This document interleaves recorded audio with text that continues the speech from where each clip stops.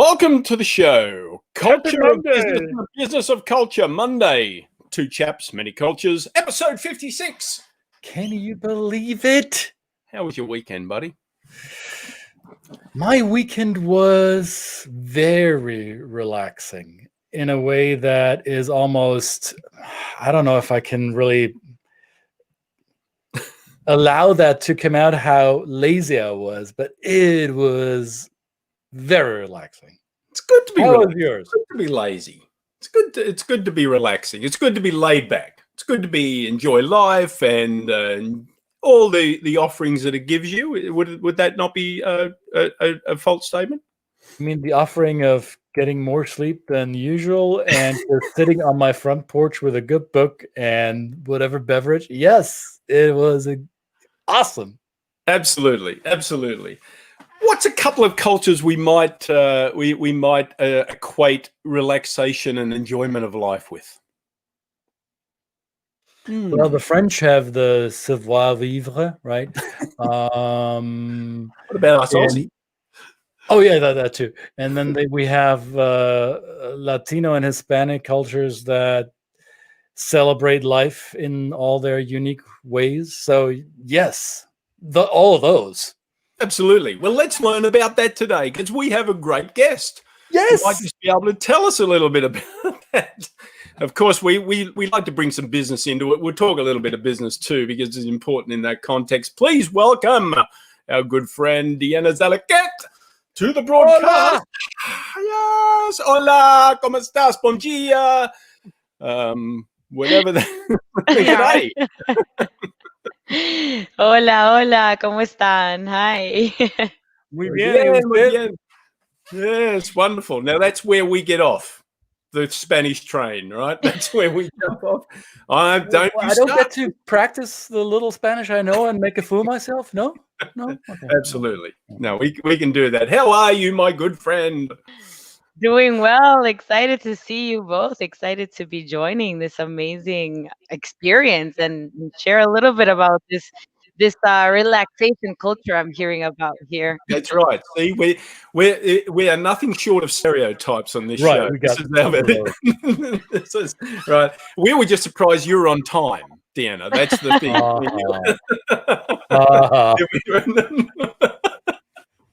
No, it's perfectly fine. I know Diana. Diana's a good friend of mine. I mean, she only just met Christian. Diana's a great friend of mine. We used to work together. I love this girl like a sister. This is and the other thing is we've gone through a little bit of Portuguese, a little bit of we went out on some French there, Christian. Got a bit of French there, Diana, too. Yeah. I forgot the French. Okay, I'll add the French. Got the French. And then a little story is one time I happened to be sharing an Uber with this young lady, and the driver happened to be Chinese, and of course, ni hao ma, and I'm going, what? Where do you learn Chinese?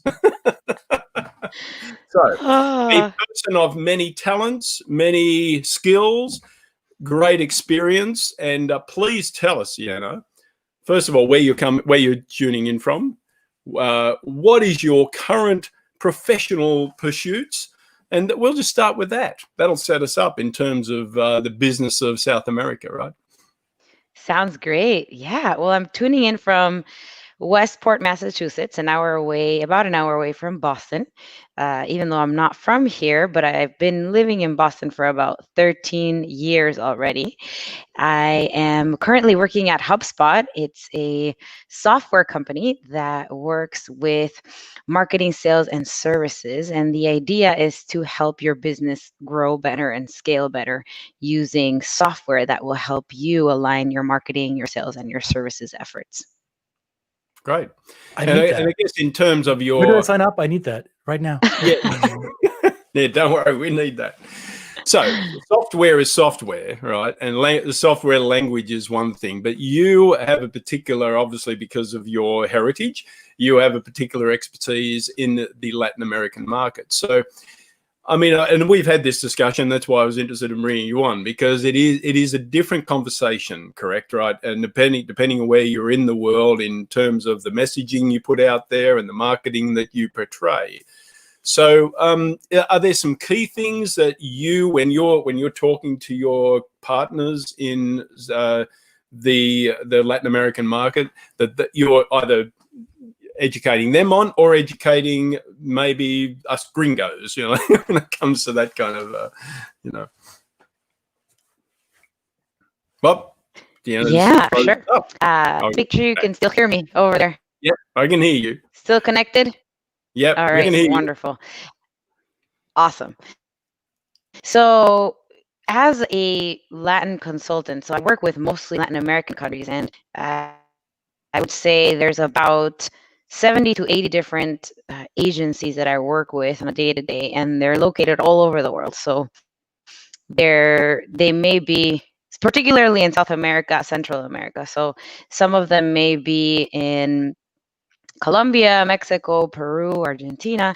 Others may be in the more Central American side of the world, and they are, all over Guatemala, El Salvador, Nicaragua. So it's been really interesting to position our software specifically in the region in South America, Central America, not only because of the challenges that are accompanied by, I would say, that the tech gap that exists in South America compared to the US, and trying to kind of bridge that gap, not only from a language perspective, but also from an education perspective, and at the same time, a connectivity perspective. We're in the US, we have the luxury of a very great connection, and sometimes I even have a terrible connection. So imagine the connectivity issues that we experience in South America are even larger. So there's some challenges that come with expanding into the region that have been interesting at HubSpot.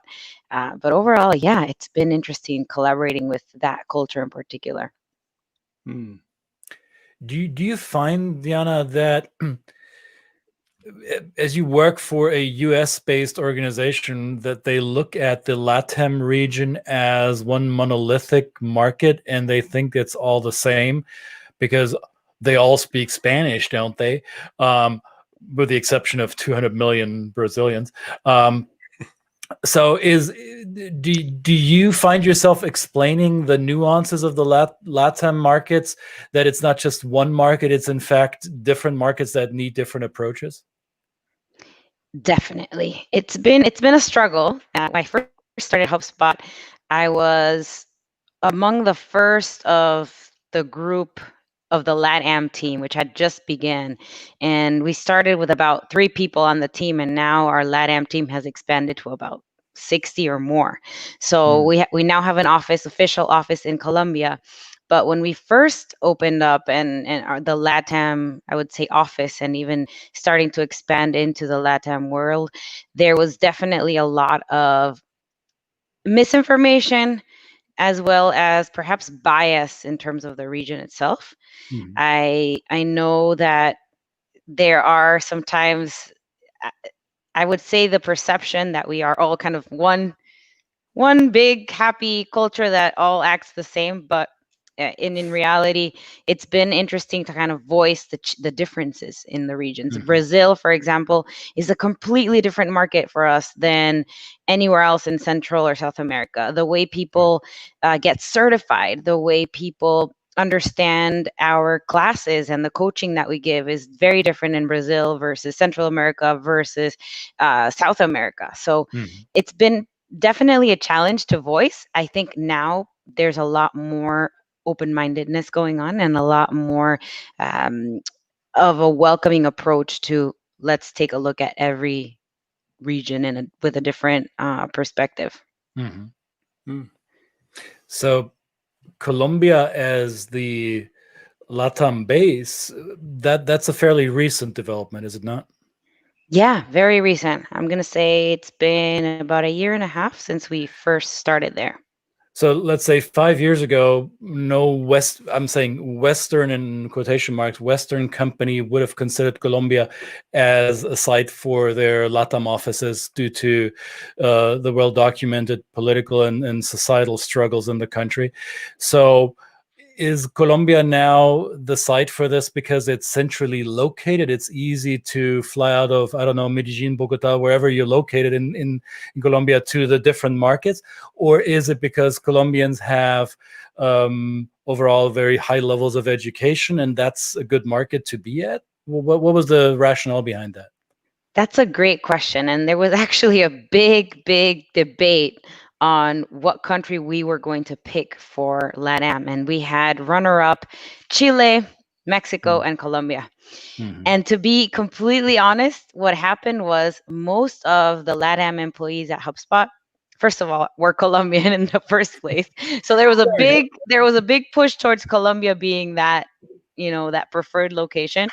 But I would say after a lot of market studies, because there definitely was a team on site that went in and explored the options for opening up an office. And it ended up being interesting because cost-wise, it was a lot less expensive to open an office in Colombia than it would have been in Mexico or Chile, in terms of hiring, in terms of an actual physical office.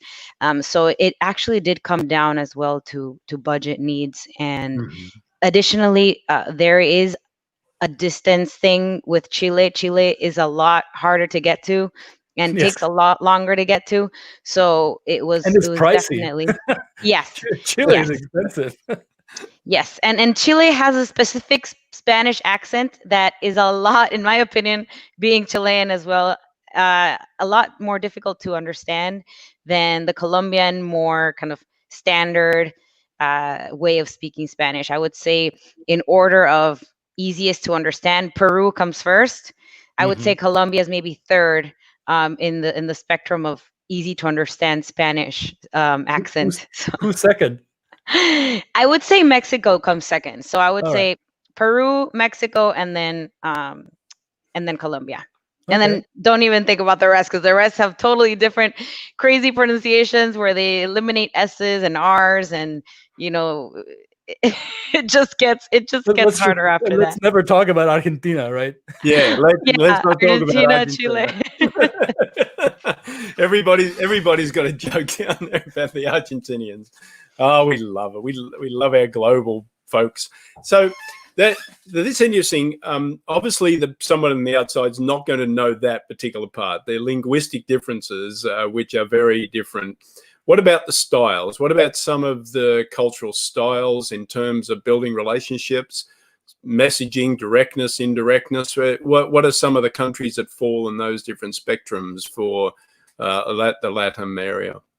Yeah, for sure. I would say if we look at a spectrum of the different customers that I work with and different companies I engage with, you would notice a very big difference between the directness from somebody in Chile and Argentina versus somebody from the central region of the continent is actually a lot more reserved, and they're probably not as direct compared to, I'm going to say, Chile, Argentina, which are a lot more direct in their way of communicating. I'd say relationship is key for all of them. I'd say Mexico and Colombia take the lead on how relationship focused they are, even though all of the LATAM region in general has a big focus on relationship over task. And there's always the hierarchy nature of that region where, it's very, I'm going to say, challenging at first to break the ice if you aren't necessarily on top of the pyramid in terms of hierarchy whenever you're communicating with a leader or somebody that is positioned at a high level at another company. Mm-hmm. So it's important, you would say, to specifically do the homework about the country that you're definitely going to. But also those relationships, and as I mentioned, alluded to earlier, you spent some time in China and speak a little bit of that language and had experience there. I've been struck with some of my clients where they've come between either the cultures and they've found a great deal of similarity. And in between two cultures of people on the surface would not have thought, share the concepts of deep relationships, guanxi, and also hierarchy, the hierarchical aspect of it. So we can often draw from different cultures some tips and tricks in terms of applying it to those cultures as well. Yeah. Absolutely. Happens to me all the time. I can see a big correlation between what I learned when I lived in China to communicating with my customers in South America today. It's a big and strong connection there. Yeah. Can I ask you another question? And this is related to, I mean, your personal experience as a young professional, and you're, you know, I mean, I know you know, I've always known you've always punched well above your weight as far as your professional ability. But as a young female in some of those markets, how have you had any particular challenges in those markets? Definitely. In the beginning, it was a big challenge because there needs to be an important, I'm going to say, focus on boundaries, especially as a woman and trying to tap into coaching in the Latin market, or even leading efforts with teams that are not even in the same location as you are. It's super important to set boundaries on, what you can accept and what you can't accept. I think one of the biggest challenges for me was drawing the line between what I can do and what I can't do when it comes to discounting, when it comes to, hey, let me grab a little bit of a higher discount, or maybe we can talk into starting class a little later instead of on time, and maybe extending our meeting from 30 minutes to 50 minutes. And those little things that in the beginning are hard to set boundaries on. But I think in the Latin culture, those boundaries tend to blur a little bit, where the culture is not very set straight on X is X and Y is Y. It's more like X is Y and Y is X, and they kind of intermingle.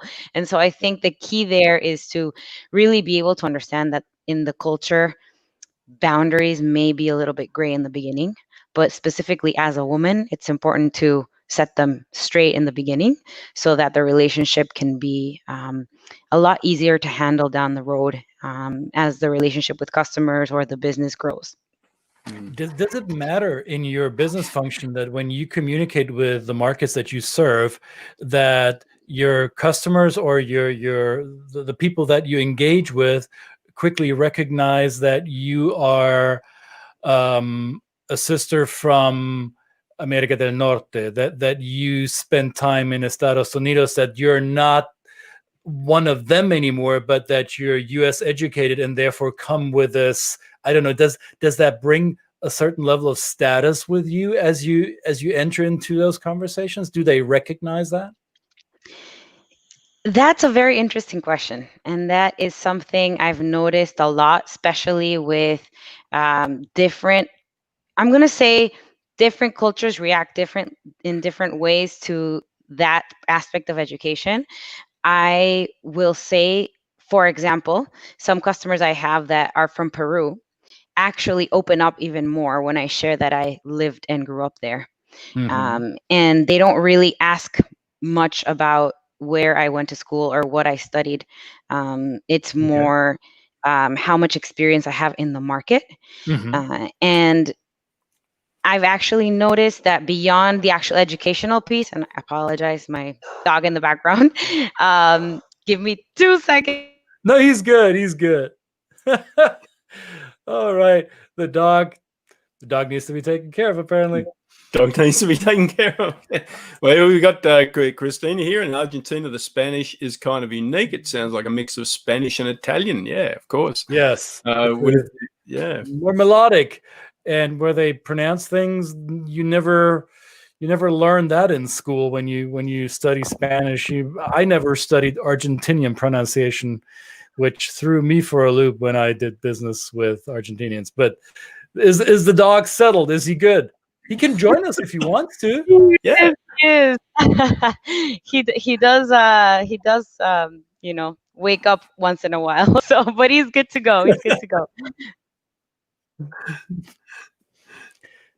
So we talked about the your experience in the market as a piece of relevance in the communication with your clients in Peru, is that different in markets that are economically more or in stronger exchange with the United States, like Mexico, or some Central American markets that have stronger business ties with the US than Peru or Bolivia or Chile, for instance?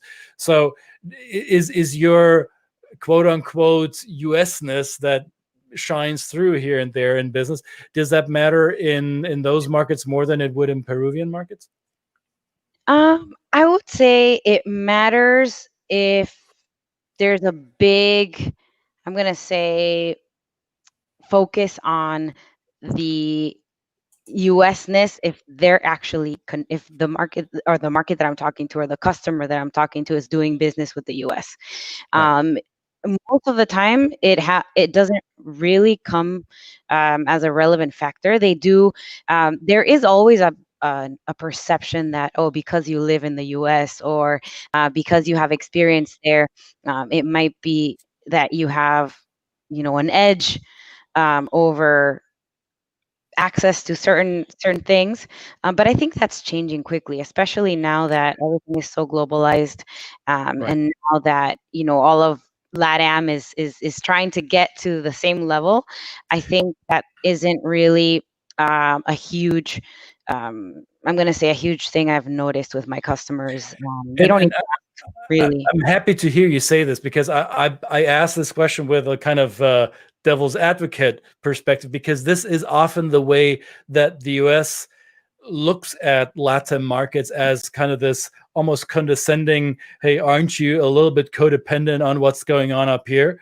So if I'm hearing you correctly, that mindset has evolved over the years, that there's a much more unique self-image in those Latin markets that does not necessarily depend on the relationship they have with the United States or Europe or other markets in the world. Yeah, let's get you off of mute. There we go. It's definitely evolved. I'm going to give you a quick example. Last week, we had an internal conversation about mobility within HubSpot. So we have a team of Latin Americans that work within the US. And essentially, at some point, it may be that somebody wants to move internally onto another team. Let's say I'm on the LATAM team, but I want to move into the US market. It's been big piece of feedback for the company that a lot of Latin American or Hispanic people that are working in the company have had trouble moving internally. So there was a lot of thought on bias, perhaps also not having maybe the English as a first language. English as a second language could be a challenge. Additionally, there is some bias associated to, oh, you don't have experience in the US market, therefore you're not qualified to work with the US market. And that was a response that a lot of Latin American fellows were getting once they were applying to jobs internally. And this feedback was relayed to leadership, and it was made known that this was the feedback we were getting. And now it's becoming more relevant that this is not an acceptable answer, right? You can't just say, oh, you don't have experience in the region, so that doesn't make you qualified enough to move into a position that is pretty much the same role, but because you're not in the region, that doesn't mean that you're not qualified to excel in that particular role. Nice. There was a lot of debate around that, and I think we've come to a point where we are really leveling up, and it's no longer an obstacle or something that we'll continue to see more of. Nice. Thanks for that. So we're seeing some questions coming in from our viewers. So Alistair is asking, the biggest issue that they have with Central and South America is that there is some, what he describes as inconsistency and quote unquote gray areas, which apparently the US is not a gray area, at least in his experience. So he says there's lots of issues currently with Argentina in particular, as well as other countries. It makes it very hard to manage. So gray areas, inconsistencies, do you experience that as well, Diana? And if so, how do you deal with it? Argentina is a tough one for us too sometimes, mostly because of the fluctuation in currency and trying to, manage, for example, payment of bills or even charging for our software in US dollars. I think that has been our biggest challenge in the region, especially in Argentina and countries where there's so much fluctuation and at the time, just the economic stability is not there. I think that's the biggest challenge. But I would say, other than that, it really just comes to communicating and understanding that, for example, if you're dealing with somebody in Argentina, you're going to be a lot more direct than if you're dealing with somebody that is in El Salvador or Nicaragua or Guatemala. And it's probably going to be a more US style communication for somebody in Argentina than if you're talking to somebody in Guatemala, Central America, El Salvador, even I will say Bolivia, countries where there's a lot of Andean, where the Andes cross through. You're going to see a lot more of that relationship type and indirectness versus Argentina and Chile. Right. So that could be that gets back to our own perceptions. Of course, if we just lump a whole region into, well, we know that a lot of our other Latin American clients are a little bit, there's gray areas there, so perhaps I need to approach them with the gray area. And yet what the Argentinians are expecting is directness. Then you're communicating some gray areas, and you can almost set yourself up for, for some challenges there. So, just going in there with the intention of, okay, I know their preference in general might be that so I can be more direct. I can be more like I act in the US. Of course, great. Absolutely, absolutely. G'day, Al, a good Aussie mate of mine, Al, here in Chicago. Well, if Alistair has a follow-up question to clarify what exactly he means with inconsistency in gray areas, we'll be happy to tackle it as well. Petra Zorgi dos Santos, that appears to be a Portuguese-rooted name, so she asks a very valid question here. Yes, that's a really great one, actually. The animosity between the Spanish-speaking world of LATAM and the Portuguese-speaking world, EI Brazil, is there still the animosity? Is it relevant to your work? Definitely, and we see this happening all the time where it's interesting. People that are from Brazil and the Brazilian culture actually are able to better understand Spanish and even speak it before somebody from Latin America who speaks Spanish and is trying to understand Portuguese. So what I've noticed in the company is that there's a lot of Brazilians and people that are that speak Portuguese as their first language who've adopted Spanish and who are now helping within our within our whole LATAM region. I do notice that there's an assumption too that if you speak Portuguese, that you might as well also speak Spanish, and that's not the case. So right. I think the assumptions on, we're in a meeting with a group of, let's say, 5 Spanish speakers and 1 Portuguese speaker. It should not be assumed that that Portuguese speaker will understand Spanish, because it may be that they don't. And it's actually almost kind of like expected that if you speak Portuguese, well, then you might as well understand Spanish, but not vice versa. So it's similar in Europe with the people in the Netherlands. So there's often the assumption that the Dutch speak German, and sometimes they do, more often than not that don't. And the expectation is often what derails the relationship, right? And I know quite a few. I met quite a few Brazilians who would confess that they speak Portuñol and that they don't necessarily like to speak Spanish because it's not been taught as much in their school system, depending on which school they went to, and they did not see the need because the need to learn English was bigger for them than the need to speak or learn Spanish, right?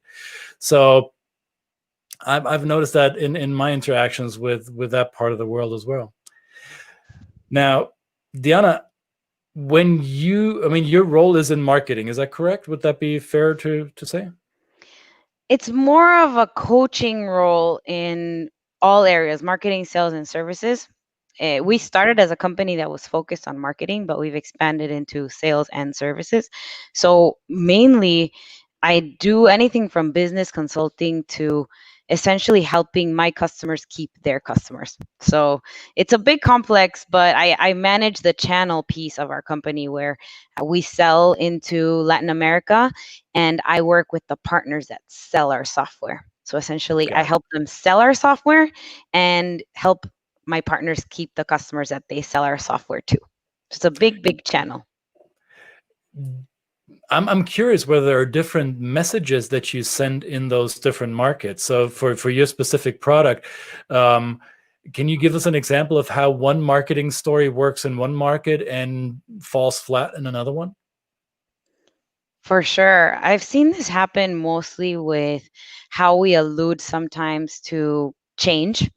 At HubSpot, and especially with our technology, change is a big factor, especially since there's still so many features rolling out, so many changes rolling out all the time. When it comes to change, sometimes we allude to the culture in order to showcase something that's changing. So, for example, in Latin America, when we announced our flywheel, right? We announced the flywheel, which is this concept of the customers in the center, and around it you have your strategy, your marketing, sales, and services. You attract, engage, and delight your customers. And we presented it; it was amazing. But then we didn't know how to explain it in Spanish, so it was a big disaster in the marketing communication side of things, because how do you say flywheel in Spanish, right? La rueda, el ciclo. So whenever I would go to conferences to showcase our new flywheel, people were just not getting, like, what is she talking about? What is this new concept that you're trying to bring into our minds? And so we had to figure out the right way of explaining the flywheel. And even sometimes it was a Spanglish thing where you say el flywheel, because we just couldn't find the right word. We found one now that isn't real a literal translation, but it's What is it? el ciclo inbound. Works sometimes, El but ciclo honestly, inbound. Inbound. el ciclo. But I'd rather say el flywheel because it just makes more sense. It's like saying And Kleenex, right? El flywheel. notice how the flywheel it takes on the masculine gender. El flywheel, not la flywheel. Yeah. El flywheel. Interesting. 100% immediately takes on, and that's a cultural thing too. Very, very. I think I was reading about how COVID was called le COVID in France, I believe. Right? They called it le COVID, and Mhm. and not why this gender association to certain things. But LATAM for sure calls it el flywheel. At least Well, that's I what. think when I think of flywheel, as somebody comes from the mechanical background that I have, I think of a car, and then we obviously might attribute cars to. Even though, strangely enough, we often call our cars by female names, but I think the parts, there is this kind of like male thing about the car, and the muscle car especially. I don't know. I'm just throwing out maybe perhaps some suggestions, but that's fascinating. When you're talking about kind of presenting new concepts all the time, right? Things that change rapidly. Like it's pretty in kind of a culture here where we have comfort with risk, quick change, innovation, fast-moving markets. That must be a challenge also for some of the LATAM countries that are a little bit less comfortable with risk and change, especially at a fast pace, right? Huge. It's something very interesting when I'm presenting a new idea, even a new software feature to somebody in LATAM. And depending on where in LATAM, some take it with a lot of fear and almost like, what am I going to do? This is overwhelming. I don't know what to or how to deal with it. Versus others which are much more open to change and more excited about the new features and the new changes. And I noticed this again Chile, Argentina, Colombia come up as the ones that embrace the change a lot quicker, and all the others are kind of in that overwhelmed feeling of, oh wow, now we have to cross this other new challenge that's coming our way. And it also falls in line with the speed of how often we change our certifications, for example. So, we have an academy where we create certifications often. And initially, we didn't have a team that localized them at the same time. So it was almost like we were playing catch up, right? So LATAM was always trying to climb that ladder. We had a certification that came out, but it took us a whole year to localize it into LATAM region. And so the market wasn't even certified, and the certification that the US market had already been certified for years. So it's been interesting because the shelf life of these certifications is very short too. So we're constantly changing them. And that means we needed to create a program that would localize things on the fly at the same time, and or even just create things in language and separately for every region. And that's what we're doing now, and we've seen a big change in that regard. But that takes that mental step in the organization at I always call it at headquarters or whatever that is, in the brains of the organization, to make the deliberate decision to not act retroactively in the satellite markets, but think of all of our markets upon the inception of a new idea, product, service, widget, whatever we're creating, to have that in mind from the moment we design it, not just to adjust it and catch it up to whatever it is when we roll it out in that market. So did you notice that mind shift change during your time at the company, or had that happen before you entered? No, it was a big disaster in the beginning where we just couldn't get it right, in the sense that our customers were complaining about not being able to get certified because they didn't understand the certifications. So, you're selling into a market where you are trying to get people to understand the methodology behind your software, but your certification is not in their language in the first place. So we were kind of assuming that people in South America all spoke English. And in a sense, yes, a lot of education is geared towards most people speaking English, but not everybody does. So it was a very big assumption that was made on we're going to expect that everybody in Latin America speaks English and will be able to just take a certification in English. And so when they kind of understood that that wasn't the case, and it will never really be the case, we decided, okay, we need to hire a Latin American Academy professor who will create the content from scratch just for Latin America. Yes. Because it was definitely detrimental in the beginning, where even our localization wasn't proper, and we had customers complaining about, this translation makes no sense, and we really don't understand what's being said. So it was a big hit in the face when we finally got the feedback and had to act on it. All right. Hey, Brett, Alistair clarified, I think, his question. Will you want to elaborate this? Oh, now. Yeah. Al will write a book about anything. We import into the US and less extent import to beef from Nicaragua, Brazil, as you said, can sometimes be an issue, but compliance and regulation. So I guess that's a big thing. Compliance and regulation, gray areas are not something you want to, especially in this culture of the US where everything is dot the I, cross the T's. So that is huge. A big, yeah. Does that play a role in software marketing? Are you running into these market regulations things that may cripple your product in certain countries? For sure. I'm going to say there is a lot of issues, mostly, and I'm going to say yes, compliance and regulation related things like GDPR, for example. The EU has a very strict policy with GDPR and the cookie policy and all of this. In LATAM, it's almost like, yes, it's there, but not really. And, things like sending massive spam email still happen. Even people buying lists and sending email just to send email is still happening. So you see a culture that, yes, it can be a lot more challenging to set in place these rules and regulations, especially when it comes to pricing, when it comes to legal contracts, especially if you are trying to have a collections or billing process where you have, people paying by credit card or subscription service where people are paying monthly, and it turns out that they just can't pay for their bills because of the economic situation, or because the dollar, fluctuates so much. You end up with a legal issues, and you must also understand that the legalities in South America are very different than they are in Europe and in the US. So it's really important to have a legal team, a regional legal team, local team that can help with that specific gray area, because it's not going to cut it to just have someone from the US who understands only local US laws and regulations. Yeah.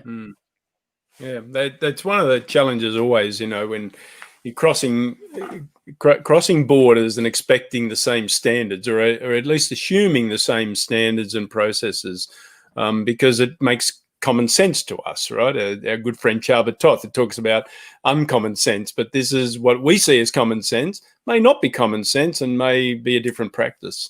So having somebody with some really local knowledge, but right down to the country, is probably very important. And Petra, we have here, where there is a will, there is a way. My experience on international conferences being the only one languages and having to translate. If people are open, they understand the core issue, even Portuguese, but not what is the typical no chance, right? Yeah. So don't expect the Brazilians to always speak Spanish with you. That's right. Yeah. And I remember I had a client once he worked for a French automotive supplier, and he's a high-level manager at that company, and he's from Brazil, strong automotive manufacturing market, and he was brought to the US to serve the LATAM region in his new role from the US. And the first thing he wanted to know is, can you give me Spanish lessons? Because my Spanish is so pathetic and I need to be able to communicate with my markets. And he understood more intuitively. And his American superiors were like, well, what do you need Spanish for? Don't you? And can't you? And why is that important? So exactly for the reasons that Diana just outlined. Or as one of my clients who went to Brazil, to Brazil, an American who spoke a good amount of Spanish, but then made the mistake of using, and I've used this example with some of my other Brazilian. I said, what would you say if somebody used the word propina in, for in Portuguese, which in Spanish is rather innocuous, but in Portuguese is a different reference in terms of just giving tips in a restaurant, right? So that can be, the two words that are similar can mean completely different things. Fantastic. This has been great. Thank you so much. This is we went a bit longer than we thought we would, and we always do because especially with because our guests are good. I have a very male question. I hope you'll forgive me that, Diana, and maybe you will debunk the myth that is a male question.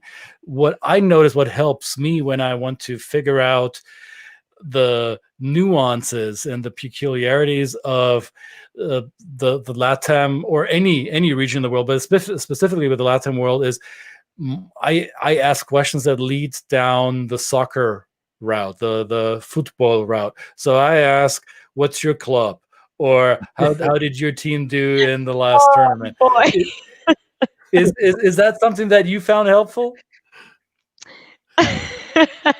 This is a very good one. I'm laughing because it is a very male question. Yes. And there is the perception that most people, especially men, will relate to small talk or starting a conversation with allusion to soccer or the football world in South America, el fútbol. And yes, you will find that it's an amazing icebreaker and only if you can confirm that the person you're talking to has some sort of affiliation or love for the sport. But I have been in situations where People have asked me what my team is and where, what team I'm routing for, and I'm like, I have no team. I don't. Nope, not my thing at all. So it really depends, and you'll probably really know if the person has a team or is an aficionado in that regard. I do think it's a great icebreaker. I don't think that it applies to everyone in South America. There are some countries that are more inclined to that than others, like Colombia and Argentina. Peru, I'm going to say, are much more, Brazil, are much more into the football, soccer world than Central America, for example. Chile, not that much. So it really depends. And it's also a very male kind of small talk question, for sure. Of course it is. That's why I couched that question a little bit. All right. But thanks for clarifying that. Of course. Wonderful. Well, thank you so much, Diana. This has been great, as usual. I knew it would be, and very informative. And thank you to all our wonderful commenters that have offered their questions and comments in the chat. As always, if you're watching the replay, please do that and subscribe to our channel. We really appreciate it. I mean, come along and follow us. And we a few final comments in here from Christine in Argentina, and I always say Argentina. I don't know why that sticks in my head. Argentina and Brazil football would work for sure. Petra says icebreaker for women in Diana. It would be interesting to know. What about for women? What is it if it's not soccer for a woman counterpart in Latin? Thanks, Petra, for that question. Yeah, that's a great question. I like to keep my icebreakers pretty gender neutral. So a good one that I use is I ask my customers joining for the first time, I ask them, if you had an opportunity to have dinner with an artist, band, alive or dead, who would that be? And so nice. It opens it up for any kind of gender. There's no need to kind of add the, this is a male kind of question or a woman kind of question. So I find that one has worked for me. So it's either Ricky Martin or I don't know. Shakira, but Ricky Martin is a good one too. Now we have to fess up, right? So who would be your favorite dinner companion, Brett? Come on. Well, my favorite dinner companion, well, there'd be some Australian, there'd be some Australian artists that I would pick that nobody would know. I wouldn't be adverse to sitting down with Kylie Minogue and having a couple of beers, but she's not, well, she's kind of popular around the world. She's kind of well known, but yeah, there'd be some ones that have probably passed that I would that I'd love to bring back. Michael Hutchence, In Excess. Those type of artists that I'd love to kind of sit back and have a chat with that left us too soon. That's always the case, right? So Diana, who's your favorite dinner companion then? Who do you want to sit down with? I'm gonna say for now Shakira. Shakira's my go-to. Yeah. Wow, that'd be cool. Nice. I think that's awesome. Absolutely. All righty. Well, thank you so much again. We'll wrap this up. Thank you again for all the comments. It's fantastic. A great discussion there, and we should do it more. If anybody has got any comments, any suggestions, anything outside of what we discussed today, please add them in the replay. And yeah. Yes. Thank you. Muchas gracias. Muchas gracias. Un placer. Hasta luego, hasta pronto. Hasta luego a ustedes, muchas gracias. Que estén muy bien. Chao, chao. Ciao. See you guys. Bye. Bye.